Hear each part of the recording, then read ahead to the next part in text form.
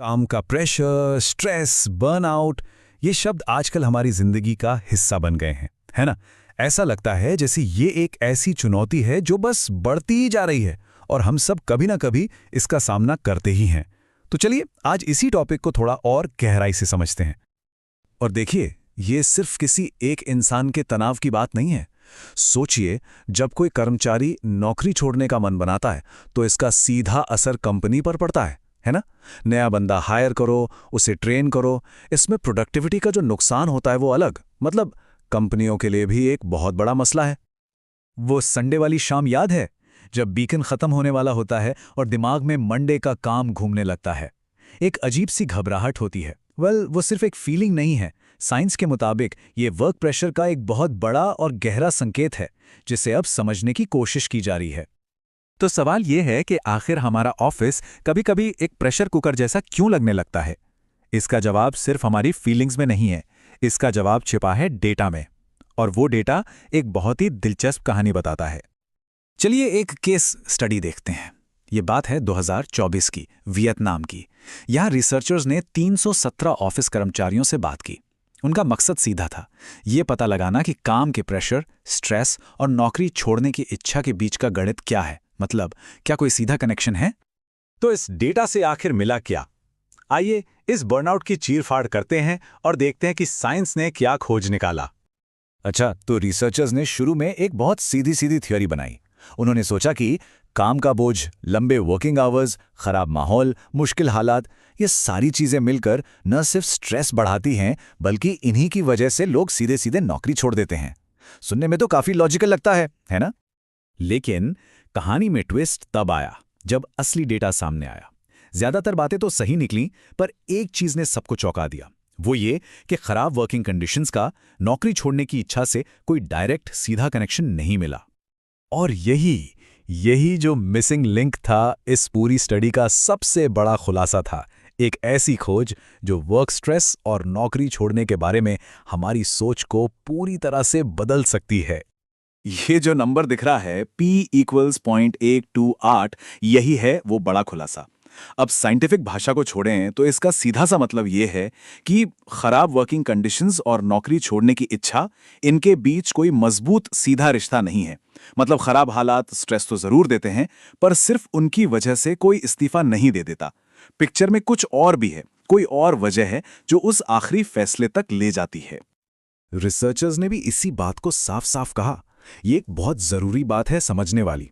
Stress महसूस करना एक बात है और नौकरी छोड़ने का पक्का फैसला कर लेना ये बिल्कुल दूसरी बात है। और हो सकता है कि इन दोनों के कारण भी अलग अलग हों।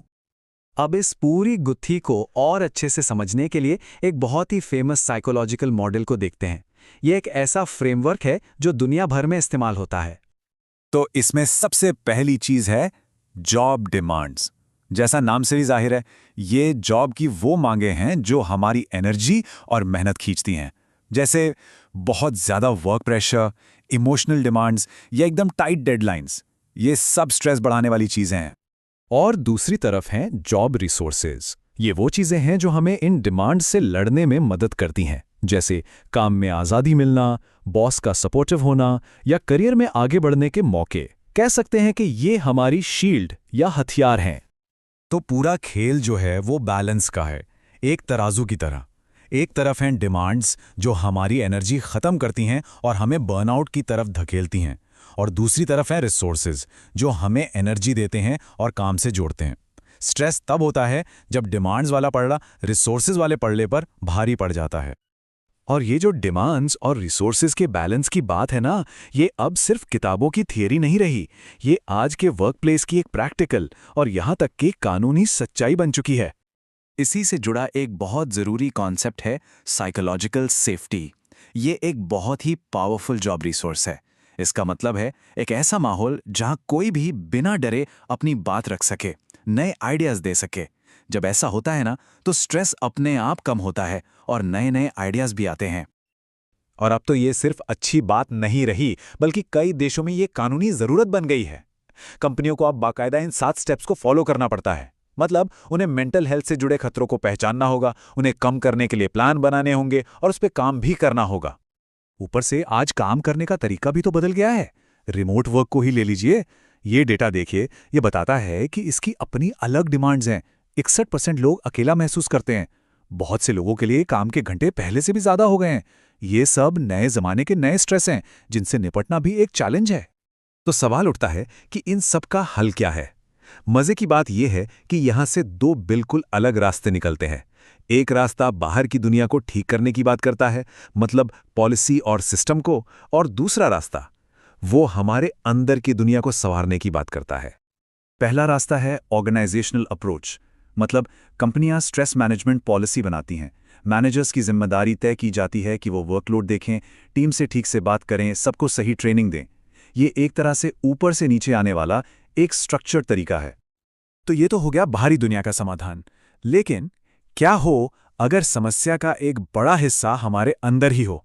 यहीं पर एक बिल्कुल अलग सोच सामने आती है। ओशो का एक कोट है कि हमारी ज्यादातर एनर्जी भविष्य की चिंता में ही खत्म हो जाती है। तो क्या असली हल पॉलिसीज में नहीं, बल्कि हमारे अपने अंदर, हमारी अपनी चेतना में छिपा है? इसका कोर आइडिया बहुत सिंपल है। स्ट्रेस अक्सर बाहर के प्रेशर से उतना नहीं होता जितना भविष्य के बारे में लगातार सोचने से होता है।